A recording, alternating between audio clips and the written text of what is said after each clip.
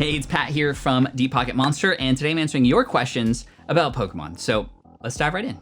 Now, all these questions are coming from Gem Mint Club members, our YouTube membership here on the channel. And the first question's coming from TJ Frommie. Do you think the market on the current Pokemon sets will crash or continue to gain momentum with each new release? Well, first of all, I have only been in the Pokemon market for about a year now, so I don't have a ton of experience and I am not qualified to tell you what is going to happen, and I don't think anybody really is because none of us know. There are people like SM Pratt and Pokenomics and Squeaks Gaming World who are much more versed on this kind of stuff who I'd follow. But for me, in my opinion, you know, it's interesting. I agree with SM Pratt, who recently came out with a video about the K-shaped curve, right? K. Some things are going up, some things are going down. Like right now, WotC's going down, things are retracing, there's just so much of it. Other things like Japanese and even some modern sets are on the way up, which is really cool, but it's hard to know what's gonna happen. For me, I'm a long-term investor. If I am purchasing things and I'm putting them away for a while, by a while, I don't mean 3 to 6 months, I mean 3 to 6 years, maybe even more. And so what's really nice about that is I can kind of ride these waves, and I know that based on the history of what Pokemon's done, it's been slowly rising for a very long time. It's only been since 2020 that it's kind of just like hockey stick curved up,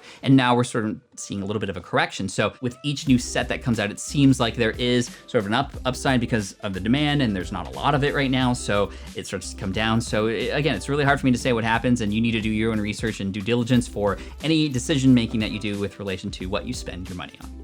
All right, question number 2 from Twice Big Jake, actually somebody who I follow quite closely here on the YouTube space. So welcome, Jake. Thanks for joining the community. What was the biggest challenge you had when joining the hobby? Was it cost, knowledge barrier, etc.? You know, for me joining the hobby recently, 2 things come to mind. Number 1 was just there's so much, right? I didn't know where to start or what my niche was gonna be. I didn't know how to pick a lane. So for me, I did a lot of research and watched a lot of videos to discover, ooh, I like that, or I don't like this. And that's really important because I don't wanna have what I know I practice a lot, which is not good, bright light syndrome. Ooh, look at that, look at that, look at that, look at that, look at that. Whenever I divide my energy across a whole bunch of different things, none of those things ever have a chance to do what I hope they would do. So learning how to say no or put other things aside so that I can fully focus on other things has been really great because I've been able to build my collections better and faster. I know where to spend my money. I know who to do research and kind of trust and learn from, who are the experts in those things. And then secondly, the other thing that was really challenging was just what's real and what's not. There was so much hype when I started joining.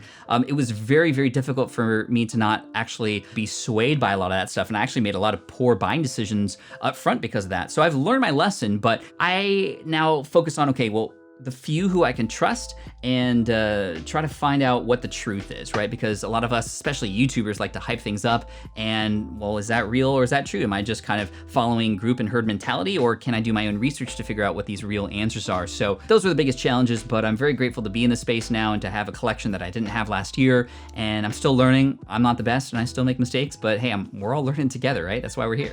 Question number 3, Dan Well asks, what do you do for a living next to YouTube? YouTube is not what I do for a living. The Pokemon stuff is definitely on the side. It's been a hobby that I picked up, and I'm just taking a lot of what I learned from my other stuff that I do, which I'll tell you in a minute, and applying it here, and it's working really, really well. So a quick backstory of how I got into what I do and how I have a lot of the income and capital to invest into Pokemon now. I started out in 2008 after I got laid off from an architecture job, building my own online business. And I built a business helping people pass an architectural exam. It exploded. A lot of people wanted to know how I did that. So I built a website called smartpassiveincome.com to show people who were interested in entrepreneurship but didn't know where to start, exactly what I was doing, what was working, what was not working. Let me just share it all transparently, and that picked up. And I started making hundreds of thousands of dollars a year by helping other people start their own businesses too. And now I have a podcast called Smart Passive Income with over 450 episodes since 2010. I have a podcast called Ask Pat, which is why I have the shirt. I just didn't make this shirt just for this video, but with over 1,000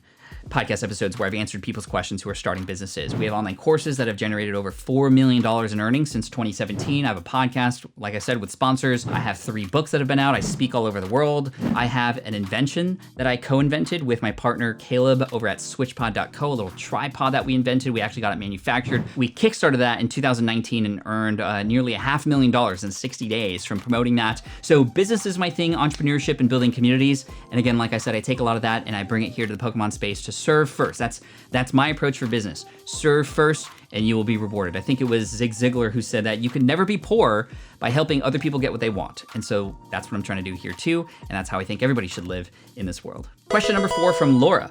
What is the earliest Pokemon related memory you have? Mine was seeing the show on TV for the first time. I was hooked.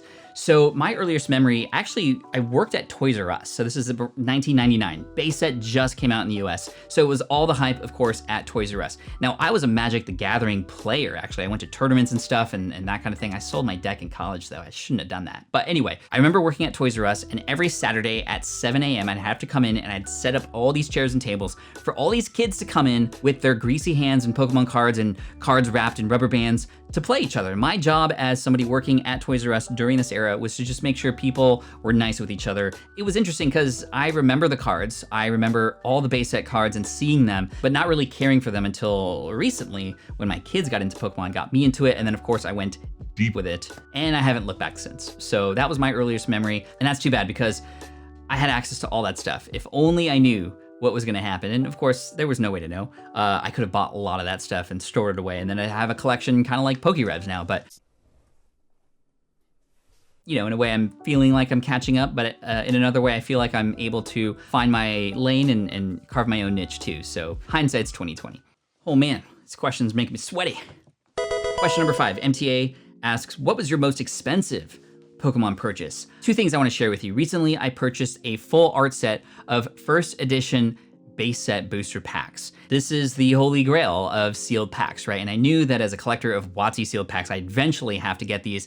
And as more and more of these things get cracked open, over time, the more and more expensive these are gonna be. So I made the decision to pull the trigger and purchase these things for a total of $19,000 total for all 3, which is a lot of money, but I'm really happy with the purchase because I know that I'm getting it at a good time, and they're gonna be worth more when they're graded. So hopefully they come back 10s. We'll see. You'll see them in the video coming up in the future. The second thing I wanna share is a purchase that was about $13,000 for a single booster box. Any guesses? This is actually a more rare booster box, one that you don't see very often. It's called Call of Legends. Very happy about that because I'm a booster box collector as well. As you can see my wall back here, and I'm now starting to get into that era of Pokemon where these sealed booster boxes were more rare. They just weren't printed as much, and so they're more expensive, but those are the 2 biggest purchases so far. All right, so we're halfway through, and I'm excited to tell you that you have a chance now to win a pack of both Hidden Fates and Evolutions, thanks to Ludkins Media. They're hooking it up. They're like, Pat, we love the way that you give back to the community. Can we give you stuff to give away? And I'm like, yeah, duh. So they hooked us up with 36 packs of Hidden Fates and 36 packs of Evolutions, and 36 of you can win. I'm gonna draw 36 names live on our 40,000 subscriber live Poke Party coming up very, very soon. And to enter, you can actually get multiple entries by doing a few things. All you have to do is go to deeppocketmonster.com or click on the link below, and that'll happen. And it's gonna be a blast. We're gonna do some other giveaways on top of that. And you gotta join, you gotta subscribe, make sure you do that. And again, deeppocketmonster.com. Huge thank you to Ludkins Media for hooking us up. And make sure you sign up for the giveaway so you don't miss your chance. All right, question number 6 from Mookie. What's your take on PSA going for artificial intelligence grading system, and would AI graded cards be significantly lower in price? Yeah, if you haven't heard, PSA just acquired a company that will allow for artificial intelligence and computers to grade cards. I think not to replace humans, but just to make it a little bit easier, hopefully add to the flow and the rate at which they could come out with some of these cards, because some cards that I have in there have been in there for months now. But do I think AI graded cards are going to lower the price? No, I don't think so. I think the grade is gonna become the grade. I think what this means is just it's gonna be a little bit more efficient and perhaps even more fair or consistent. And I think for any company, I think this was a smart move, because the more consistent you can be, the more likely it is people can trust you, right? And that's important when it comes to, you know, people paying you and people, you know, recommending you. So we have noticed, and I've noticed personally, that a lot of cards that maybe shouldn't have gotten 10s have gotten 10s, and vice versa. And I think that maybe with other grading companies in the mix now, PSA's maybe like, you know what, we gotta do something to be a little bit more consistent and come out with things a little bit faster for people once they enter them into the system. So I think this is nothing but help and positive. And I think that hopefully it's not gonna like take jobs from people, but just make people's jobs easier. All right, question number 7 from Jay. What advice would you give to anyone that's considering starting a Pokemon YouTube channel? And number 2, how do you feel about long-term outlook for Pokemon YouTube channels? To answer your first question, I think the best advice I could give you is make it interesting. If it's a video that you would be interested in watching, then it's likely a video that other people are gonna be interested in watching too. If you're just making the same old stuff that's out there already and you're just like, well, I wouldn't even watch this, well, why would anybody else watch it, right? When you have fun with it, when you make it interesting, it's gonna be interesting to other people too. Putting your own flavor or superpower into it's gonna be really important too. If you are somebody who's just killer at Excel and numbers, then bring that into your work with what you do to help the Pokemon community. And that's the other thing, serve the community. If you can serve the community and help, then you're gonna get rewarded back. Like I said, if you help others get what they want, then you can get what you want too. So that's the approach that I take, and I think relationships are important too. If you can help other people in the space, they're gonna help you out as well. And I got a lot of help at the beginning when I was trying to sort of make my way into this space, and I'm very grateful for that. As far as a long-term outlook, I have been noticing that a lot of Pokétubers, don't know if I inspired this or not, but people are upping their game. They're upping their content, they're upping their quality, and I think that that's really, really cool. I think storytelling should be a part of content versus just like, here it is. Like, let's bring a story, let's have a challenge, let's surpass that challenge, let's overcome it, and have people feel good and happy at the end of a video, even if it's informational, and I think that could be fun. So anyway, long-term outlook, I think that nobody's going anywhere, and I think that what's really cool is people are supporting each other, and hopefully if you are in this space as well, we get to meet one day, and I'd love to see what I can do to help you out, and at least lead by example, perhaps. All right, question number 8 from Quietly Opening Cards. What is your favorite card, slab or raw, that you own, and what's your most sought after card that you do not own yet? So my favorite card that I have is the very, very first graded card that I ever had, which was the Mario Pikachu promo. I actually got the full set for $600 in 2019, and now it's just worth way more, which is crazy. But I don't like it just because it has a ton of value. I would love it even if it didn't have any value, because of the card itself. I was a huge gamer, I grew up with Mario, and I picked it up because I absolutely loved it. And the fact that it's worth so much more now is even better. I just really love the card. I keep it on my desk all the time. You've probably seen it in some videos,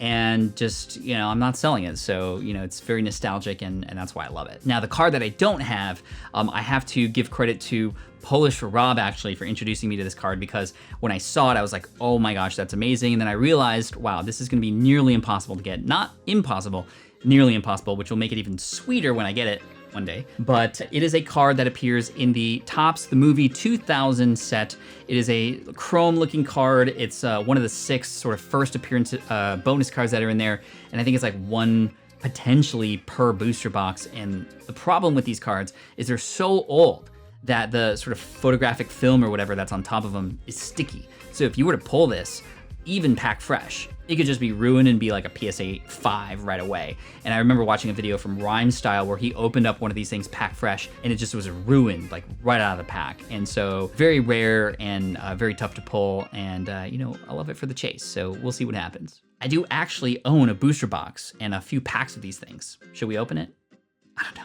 Question number 9 from Tim's Collectibles. What is your advice for those of us who may not have access to the same capital to build our collections besides buy cheap cards, right? Great question, right? I am very fortunate, obviously, like I said earlier, to be in the position I am, to have a lot of money to invest in these kinds of things. And a lot of that's because of the businesses that I own. And so one recommendation would be to make more money. Now, obviously that's much easier said than done, but there's a lot of opportunities out there to generate more income. You could sell some of the cards that you do have that maybe aren't a part of your collection that you don't mind getting rid of. You could do a lot of other things around your neighborhood or even a side hustle of sorts to be able to add to your bankroll, right? I much prefer that versus like, don't have your Frappuccino or something, because I think you should still have your Frappuccino and enjoy life. Let's go for the big winners that can help you make more money so that you can invest in some of this stuff. That's sort of like the big picture, right? I think although opening packs is a lot of fun and great, you actually can save a lot more money by buying the cards raw versus opening packs. Now, I do understand the draw of opening packs because it's just so much fun, and you could get the chase card, but you could also just get a whole bunch of bulk that you don't need, which is really what most likely is going to happen. So save that money for the things that you actually need. Niche down. If you haven't watched my video about the riches are in the niches, I'd highly recommend that, because you can save a lot of time, money, in focusing on a fewer things, building those up, and then focusing on the next thing versus trying to go all across the spectrum all at once. And thirdly, the biggest thing that's helped me with a lot of these larger purchases especially is building relationships, seeing what I could do to serve other people first and help them out.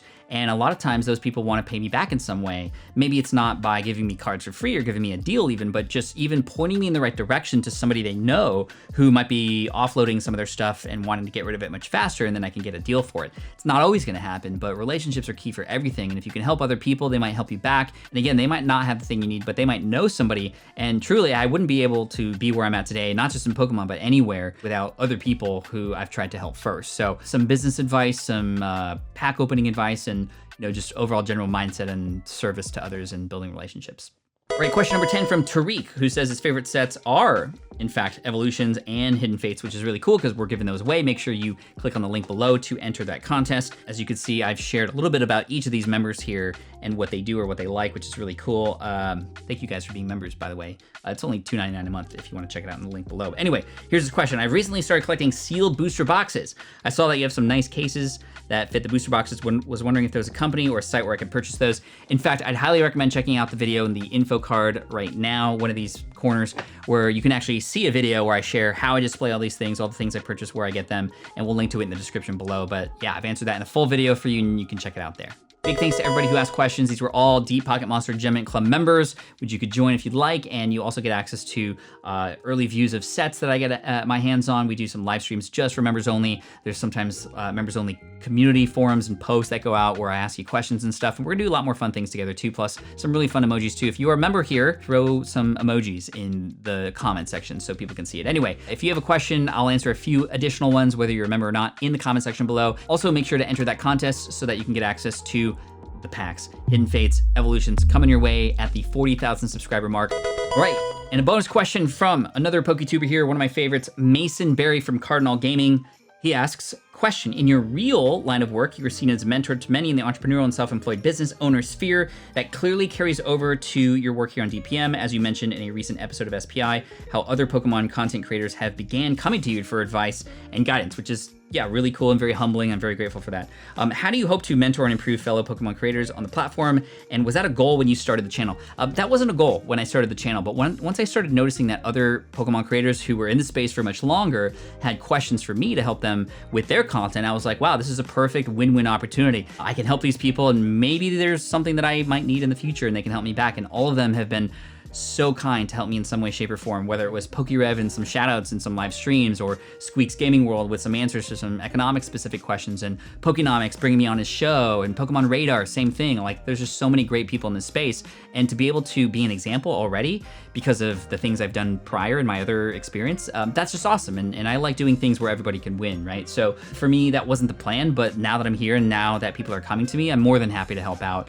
And, you know, I don't know what that might look like in the future, but for me, it's just leading by example and being open and accessible as much as I can. I know I'm very busy with the multiple businesses that I run, but, you know, I don't want to be somebody who is not accessible, because people in my early day, even in the entrepreneurial space, without them, I wouldn't be where I'm at today. And, you know, I could be a part of somebody else's story too. Maybe I could be a part of yours. So anyway, thank you so much, Mason, for that question. To everybody who answered, more Q&As coming your way very soon from questions in the Deep Pocket Monster Gem Mint Club members channel. So look out for that, and appreciate you. Take care.